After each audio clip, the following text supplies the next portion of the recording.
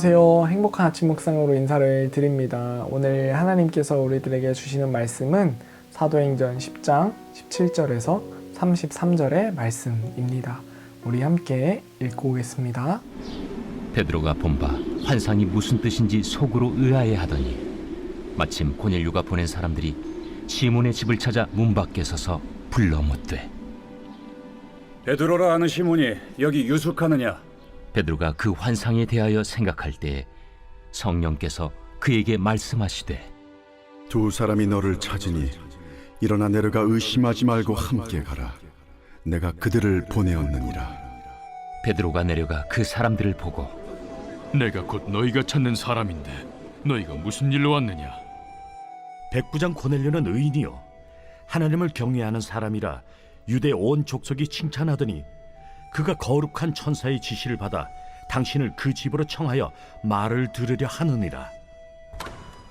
베드로가 불러들여 유숙하게 하니라. 이튿날 일어나 그들과 함께 갈새 요바에서 온 어떤 형제들도 함께 가니라. 이튿날 가이사랴에 들어가니 고넬료가 그의 친척과 가까운 친구들을 모아 기다리더니 마침 베드로가 들어올 때에 고넬료가 맞아 발 앞에 엎드려 절하니 베드로가 일으켜 일어서라, 나도 사람이라. 더불어 말하며 들어가 여러 사람이 모인 것을 보고 유대인으로서 이방인과 교제하며 가까이 하는 것이 위법인 줄은 너희도 알거니와 하나님께서 내게 지시하사 아무도 속되다 하거나 깨끗하지 않다 하지 말라 하시기로 부름을 사양하지 아니하고 왔노라. 묻노니 무슨 일로 나를 불렀느냐? 내가 나흘 전 이맘때까지 내 집에서 제9시 기도를 하는데 갑자기 한 사람이 빛난 옷을 입고 내 앞에 서서 말하되 고넬료야, 하나님이 내 기도를 들으시고 내 구제를 기억하셨으니 사람을 요파에 보내어 베드로라 하는 시몬을 청하라. 그가 바닷가 무두장에 시몬의 집에 유숙하느니라 하시기로 내가 곧 당신에게 사람을 보내었는데 오셨으니 잘하였나이다. 이제 우리는 주께서 당신에게 명하신 모든 것을 듣고자 하여 다 하나님 앞에 있나이다. 아멘. 오늘 말씀은요, 베드로가 환상을 본 뒤의 이야기입니다. 베드로는 자신이 본 환상이요 이해가 되지 않았습니다. 이전까지 자신이 경험했던 지식과 체험으로는 도통 이해되지 않는 것이기 때문이었습니다. 하나님께서 왜 갑자기 정결예법에서 속되다고 여겨왔던 것을 먹으라고 하셨을까? 그것이 무엇을 의미하는 것인지 베드로는 해석이 되지 않았습니다. 고민해보고 또 고민해보아도 자신의 이성과 지성에서 이해되지 않는 것들이었습니다. 여러분, 오늘 우리들도요, 이 베드로와 같은 문제를 고민하며 살아가고 계시지 않으십니까?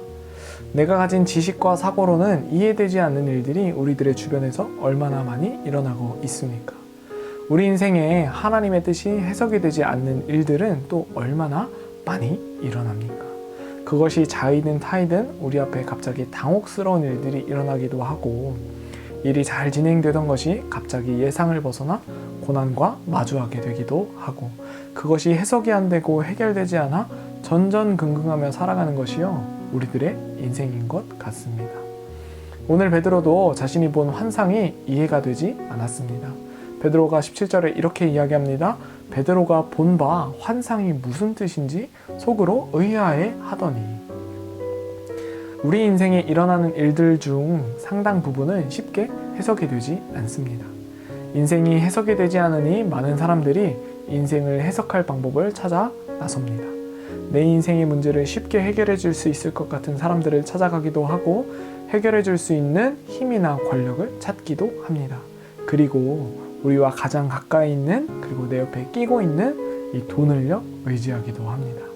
이처럼 우리는 인생이 해석되지 않을 때 인간적인 방법을 선택해서 해결하려고 합니다. 해석해내기 위해 아등바등 힘쓰지만 쉽게 이해되거나 해결되지는 않습니다. 그런 생각과 고민에 빠져있는 베드로에게요 성령님께서 이렇게 말씀하십니다. 19절과 20절에 베드로가 그 환상에 대하여 생각할 때에 성령께서 그에게 말씀하시되 두 사람이 너를 찾으니 일어나 내려가 의심하지 말고 함께 가라. 내가 그들을 보내었느니라 하시니 여기에서요, 우리 인생에 주어지는 문제를 해결할 수 있는 이 키를 발견하게 됩니다. 바로 성령 하나님입니다. 성령께서요, 베드로에게 이렇게 말씀하십니다. 지금 이 밑에 내려가면 너를 찾는 사람들이 있을 거야. 의심하지 말고 그들과 함께 가라 라고 말씀하시죠. 성령님은 베드로가 고민하고 있던 그 해석되지 않는 이 환상을요, 해석해 주시지 않으십니다. 다만 베드로가 말씀에 순종할 수 있도록 촉구하십니다. 성령님께서 베드로에게 사인을 주셨습니다. 베드로는요, 곧장 내려가서 그들을 만납니다. 우리들의 인생의 문제가 키만 있다고 해서 해결되는 것은 아닙니다. 그러나 저는 베드로의 이 반응을 통해서 인생의 문제를 해결할 방법을 발견합니다. 인생의 문제를 해결할 수 있는 방법은요, 문제의 해결자이신 하나님께 순종하는 것입니다. 즉각적인 순종이 문제의 해결의 실마리를 찾게 되는 것입니다. 베드로는 성령의 음성에 즉각적으로 반응합니다. 지체함이 없습니다. 그가 어떻게 그렇게 할 수 있었을까요? 베드로는요, 이미 즉각적인 순종이 문제 해결의 실마리를 찾게 된다는 사실을 알았기 때문입니다. 그러나 여러분, 베드로와 다르게 오늘 우리들의 모습은 어떠합니까? 우리는 예수님을 믿는다고, 예수님을 따른다고 말합니다. 그런데 여러분, 예수님의 그 가르침과 그 말씀에 즉각적인 순종을 하고 계십니까? 우리는 삶 속에서 즉각적인 순종을 하지 못하는 나와 마주하게 됩니다. 왜 우리는요, 베드로처럼 즉각적인 순종을 하지 못할까요?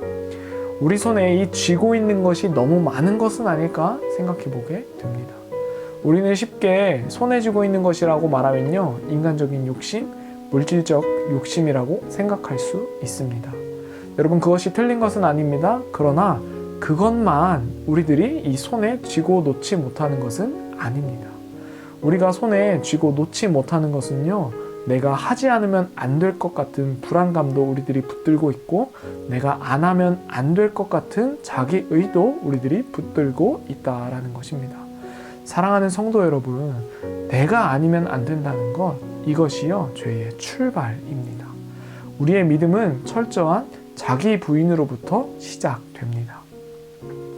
베드로는 자신이 예수님을 3번 부인한 그 이후에 그 죄책감을요, 그가 계속해서 붙들고 있었더라면 오늘 이러한 즉각적인 순종은요, 나올 수 없었을 것입니다. 이미 우리가 알고 있는 것처럼 그가 죄책감에서 빠져나올 수 있었던 이유는요, 그리스도의 사랑 때문이었습니다. 예수님은 베드로의 그 쓴 뿌리를 제거해 주시고 그의 마음에 있었던 죄책감을 깨끗하게 씻어 주시면서 그가 다시 제자로서의 삶을 살 수 있도록 이끌어내셨다라는 사실입니다. 그 은혜를 입은 베드로는요, 이전의 경험을 통해 즉각적인 순종을 할 수 있게 되었을 것입니다. 사랑하는 성도 여러분, 우리는요, 믿음의 여정을 살아가면서 때때로 베드로와 같은 이러한 경험들을 하게 됩니다. 여전히 내 안에 쓴 뿌리를 제거하지 못해서 손에 꼭 쥐고, 이것 때문에 내가 주님을 따를 수 없다고, 내가 이것 때문에 지금은 어렵다고, 이것만 해결해 주신다면 내가 다시 한번 주를 위해 살아보겠다고 이야기합니다.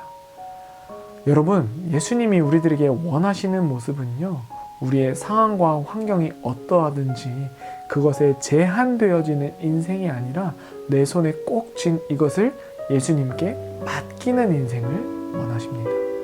우리가 예수님께 맡길 때요, 그 인생의 무거운 짐을 덜어주시고 해결의 실마리를요, 우리들에게 보여주실 것입니다. 베드로는 계속해서 자신이 보았던 환상이요, 해석이 되지 않았지만 즉각적인 순종을 통해서 성령이 이끄는 대로 듣고 행하며 믿음의 여정을 살아냅니다. 자신을 찾으러 온 사람들을 만나고 하룻밤 그들과 시간을 보낸 뒤에 고넬료가 있는 곳으로요, 베드로는 출발합니다. 그곳에서 베드로는요, 하나님을 경외하는 자라 표현하고 있는 고넬료를 만납니다. 고넬료를 만나는 그때 그에게 한 가지 문제가 있었죠. 그들이 이방인이었다라는 사실입니다. 그러나 베드로가요, 이렇게 이야기합니다. 28절과 29절에 이르되 유대인으로서 이방인과 교제하며 가까이 하는 것이 위법인 줄은 너희도 알거니와 하나님께서 내게 지시하사 아무도 속되다 하거나 깨끗하지 않다 하지 말라 하시기로 부름을 사양하지 않고 왔노라.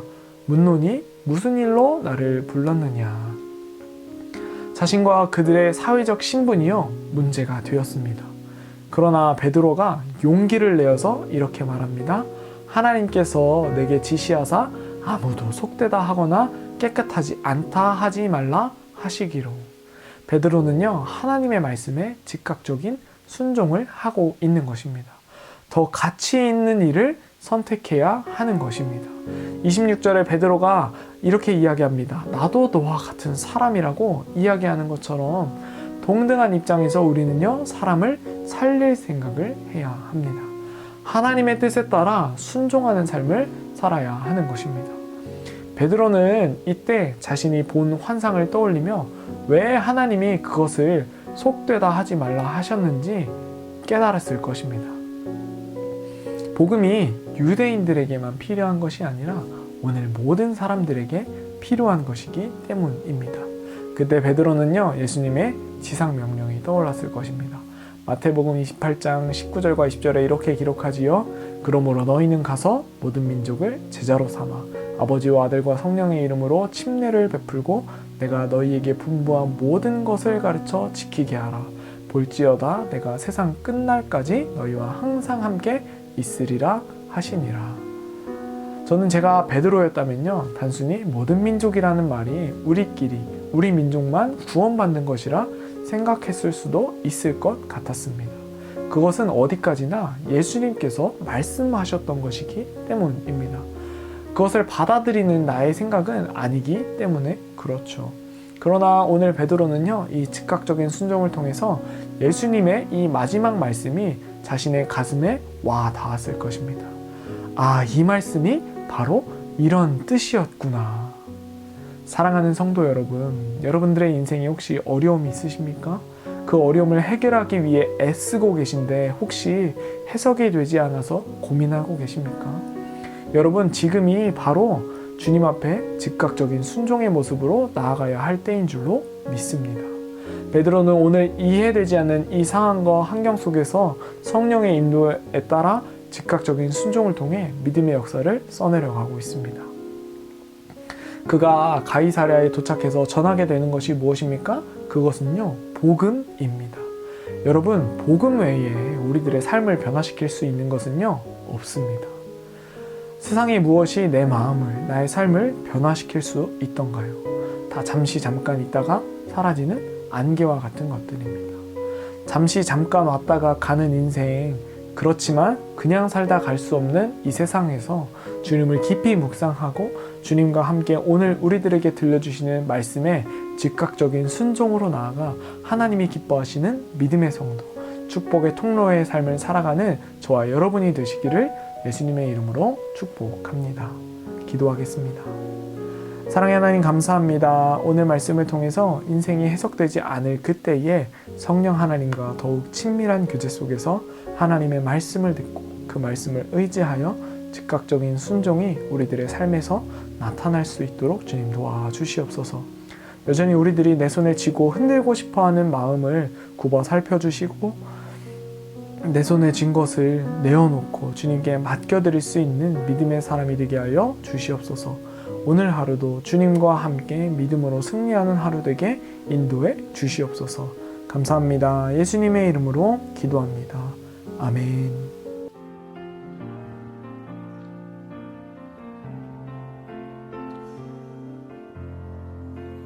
나의 갈 길 다가도록 예수 인도하시니 내 주 안에 있는 금귤 어찌 의심하리요